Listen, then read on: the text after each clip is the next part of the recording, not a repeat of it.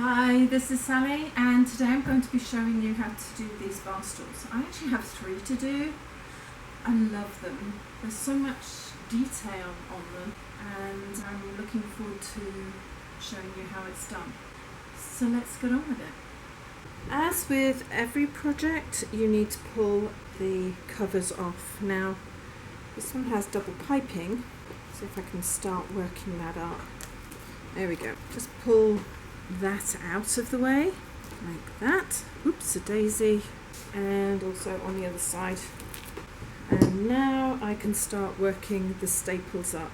If you can, do it on top of the fabric like that, but make sure you get all of the staple out. This one broke. If they break, they will cut you or cut the fabric, so just make sure you've got everything that you need to out of the way. Tack it and ease it up all the way around. Go towards the wood frame, but try not to damage the wood frame. And I'm just going to work my way around till I've got all of this off. It will take a while. All I'm doing now is opening up the seams like this all the way to the top so that they open up really nicely. Fold this in half along the center. Now I could put it along the white, which would look okay, but I'm actually going to choose the blue as the center, which of course is a little bit difficult because it kind of varies as I go up. I might actually measure from the outside to here at the top and bottom just to make sure it is going up and down evenly. Spread that out. You need to raise that. Now I'm going to put a good inch at the bottom because I need to be able to pull it into place. I've got plenty at the side, that's not a problem at all. As long as all 3 match, that's all I'm worried about. Maybe a little bit more over. Whatever I choose, it has to be as even as possible. I think that works.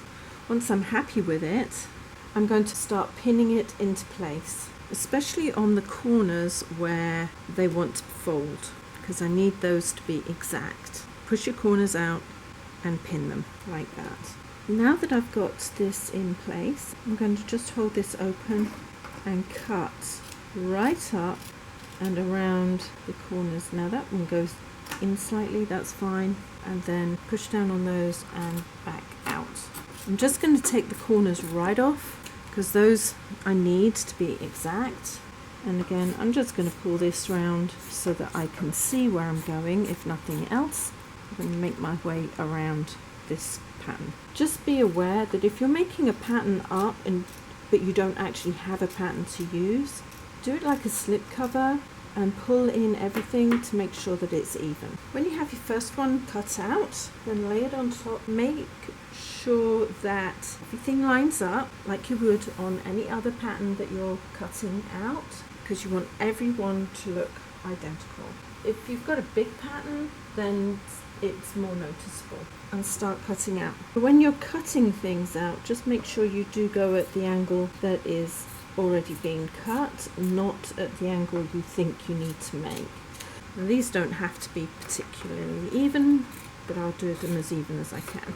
I could just cut straight across, it really doesn't matter on this, but I want to make sure that this part here is doing what it's meant to be doing, which is a little bit over, so I'm going to move that over like that and come in at the right place. I'm going to use the top one as the template. Reason being is if I make a mistake on one, it's not compounded by me cutting the next ones and making the mistake that much bigger on the last one that I cut. The other thing you need to remember is just because the pattern is repeated equally across, that doesn't mean to say it sets equally across. It could be that the fabric was stretched in a different way one side to the other, and that's why I always use the first one as a template so that it guides me on everything. I've had to pull this into position a couple of times. Folded this over at right angles and cut up so that I've got a nice line to follow, and I'm going to be cutting these up at 1 3/4 inches. Because I'm doing double piping, I need that little bit extra. The other thing is, if it's double piping and it's going round curves, which this is, it is still better to do it on a bias rather than on a straight weave. I'll get a selection of these cut and make the piping up as I go along, and then I don't have too much cut out. I'm just going to fold these down together and try to make them as even from the top down, because that's where I'm going to sew this from, and each one had a little bit of a cut at the top, so take that as a sign. What you're going to do is you're going to start a little bit back like that, make sure those are on top of each other, and you're going to curve around forward and reverse and down, and you should allow a 1/2 inch seam allowance along the side here. Just go straight down to the bottom, and although I'm going to be cutting that off, I'm still going to do a reverse just to hold it, and then I'm going to work my way around to the next one until all 4 sides on all 3 seat covers are done. Make sure you go right over the end of the fold. You don't want a gap there. Right off the end and then back on. Round. Make sure those are lined up top and bottom. It might wobble in the middle, but that's okay. All the way to the bottom. Forward and back.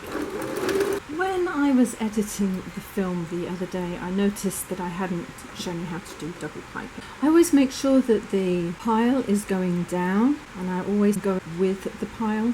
All I do is fold over a small amount of the flange there, and on the longest stitch I'm going to start sewing. Normally you would have both of the raw edges of the flange together, but in this one you don't. If you don't have a piping foot, that's okay. You could actually use a universal zipper foot and just sew as close as you can to the piping. When you come to a seam, open the seam up so it's nice and flat, and just carry on going. When you've done one side, trim back the extra fabric as close as you can to the stitches, especially if you've got a thick fabric like chenille. You don't want the bulk in there. If it was a thin fabric, you could leave it, and then when the second layer of piping is put on, it just rolls over the top. Roll this underneath like that and pop it under the double piping foot. If you do not have a double piping foot, you can use a normal foot, and basically you rest it on top with the center of the foot going down where the center line is, and sew it into place. Just keep it as tight as you can around like that. And when you come into a seam, make sure that the seam is open and flat, and just carry on sewing over it. Once you've sewn it all into position, go back and trim off the extra fabric, because you don't want to risk it showing over the top or under the piping. You want it nice and clean. This already has a very thin layer of dacron on, and I'm just going to lay a thicker piece over the top. Make sure that it comes down on all 4 sides. Pull that out like that and cut a generous corner on all 4 sides. This is so that it can overlay if it needs to, like that, or I can push it further into the corner if need be. That's why I add a little bit extra. On this one, I don't want to put this over because I feel that it doesn't give a firm enough corner like it has here. When all the corners are cut, I'm going to line each corner of the new cover more or less up with the original corners like that, and then just pull it into place. There we go. Pull each corner in. Make sure the seam is on the actual corner of the chair or stool that you're working on, or bench. You could be doing this to a bench. Secure on both sides. When you are securing, just make sure you are above the wood here, otherwise you are going to end up with holes in the pieces of wood that you don't want to be dealing with. When you've got one corner set in, turn it and make sure the next corner gets set in properly. Pull it in, make sure your corners are lined up on one side, on the other, and then on round. Sometimes one corner might go in not as well as the other. Just pull the fabric from the opposite corner to the one you want, like that. And again, secure. After all, I've added another layer of dacron, which will take some of the space up. I am going to start in the middle here. Find where the top of the design is, which is here. Just make sure you can feel the top of the ridge under your nail. Make sure the base of your staple gun stays above the ridge, not on the ridge. Otherwise you're going to have to fill in holes you don't want to. I'm just going to work my way around. I'm also going to cut back some of the dacron and the fabric like this so that I can see where I'm going. I'm not going to do it until I've stapled things into place. I don't want to jinx anything. After all, if you don't have anything to pull down, you don't have the ability to put everything into place. If I look here, this goes up, which is in line here. So I've got another one to put across the top like this.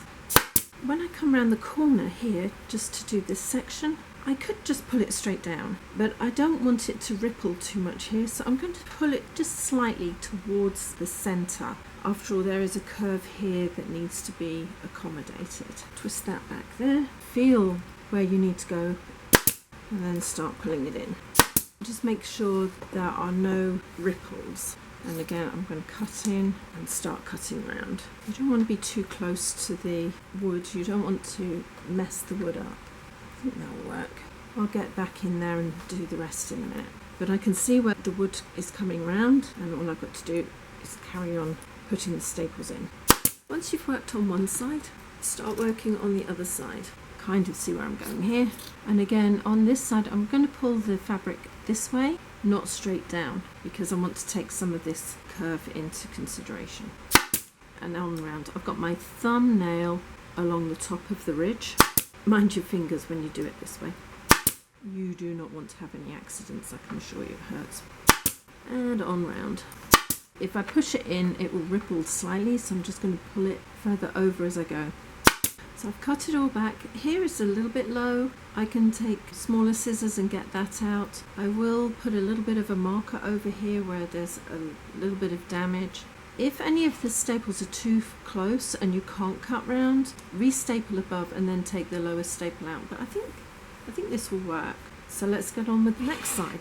Again, start in the middle, bring it down, because I've got either side fixed. Find the center with your fingers. If your thumbnail's above there, you should miss, and you should have the staple far enough in without needing to worry about resetting it. Sometimes I pull this back and I glue it underneath, but I'm not going to bother this time. I'm just going to cut to the end like that. This works just as well. I'm going to go from about here back. This is my friend's glue gun, and I have just had a few problems with it. I find it quite hard to squeeze.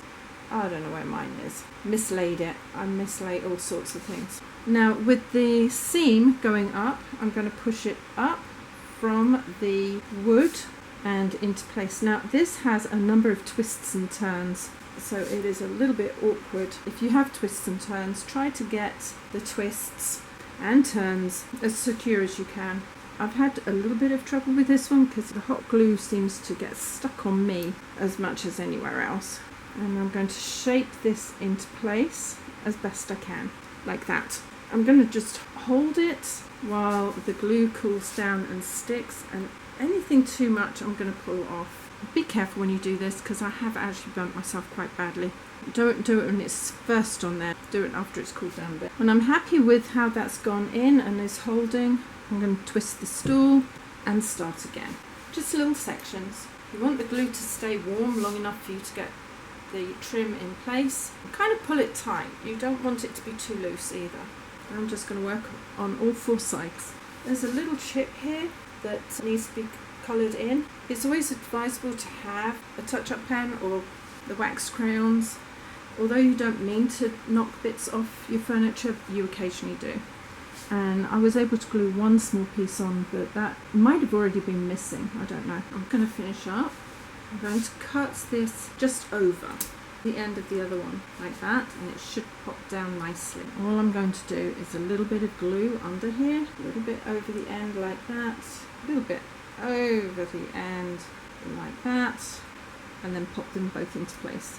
Smush them in, get rid of any extra glue, and it's done. Thank you for joining me on this project. I think it's gone in quite well. My only concern is because the double piping is in chenille, it's quite a thick fabric, and it's very awkward to get nice crisp shaping on here. I think all in all it looks pretty good, and I'm sure she's going to be thrilled. If you want to see more from me, please subscribe, hit the bell button, and a few thumbs up would be absolutely brilliant. And in the meantime, take care. See you later. Ciao.